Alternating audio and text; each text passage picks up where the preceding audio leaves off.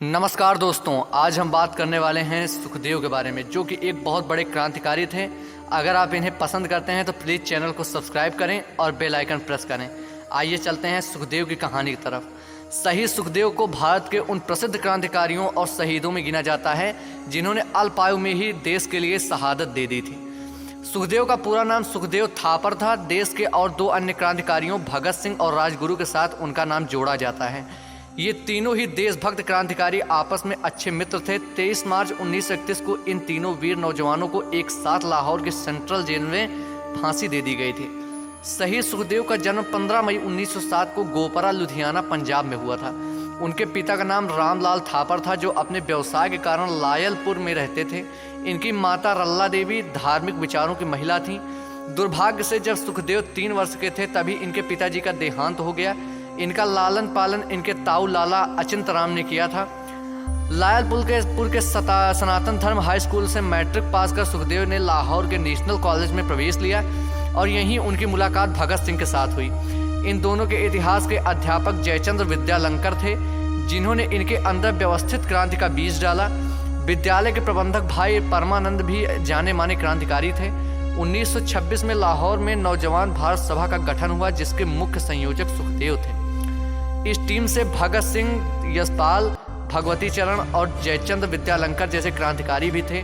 लेकिन सुखदेव की जिंदगी में बड़ा मोड़ तब आया जब सितंबर 1928 में ही दिल्ली के फिरोज शाह कोटला के खंडहर में उत्तर भारत के प्रमुख क्रांतिकारियों की एक गुप्त बैठक हुई। इसमें एक केंद्रीय समिति का निर्माण हुआ। संगठन का नाम हिंदुस्तान सोशलिस्ट रिपब्लिकन आर्मी रखा गया। इसी बीच साइमन कमीशन के विरोध करने पर हुए लाठीचार्ज में जब लाला लाजपत राय का देहांत हो गया, तब सुखदेव और भगत सिंह ने ही बदला लेने का फैसला किया। इस सारी योजना के सूत्रधार सुखदेव ही थे। सेंट्रल असेंबली के सभागार में बम और पर्चे फेंकने और फिर गिरफ्तारी और अन्य योजनाओं को भले ही भगत सिंह समेत दूसरे क्रांतिकारियों ने अंजाम दिया हो, लेकिन कहते हैं कि सुखदेव इस युवा क्रांतिकारी आंदोलन की नींव और रीढ़ थे।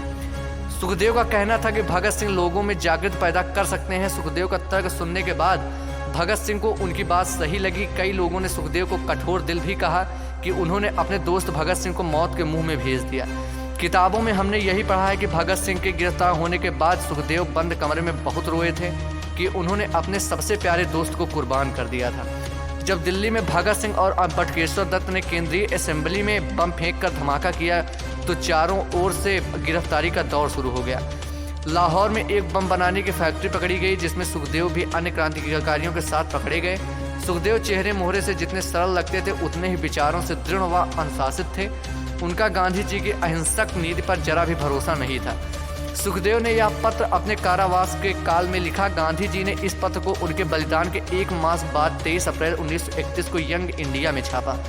23 मार्च 1931 को तीनों क्रांतिकारी हंसते हंसते फांसी के फंदे पर झूल गए, लेकिन देश के युवाओं की रगों में वो उबाल ला गए। पर शहादत के इतने साल बीत जाने के बाद भी हमारा देश अपने इस महान सपूत को उसका वाजिब सम्मान दे पाया है। धन्यवाद। वंदे मातरम।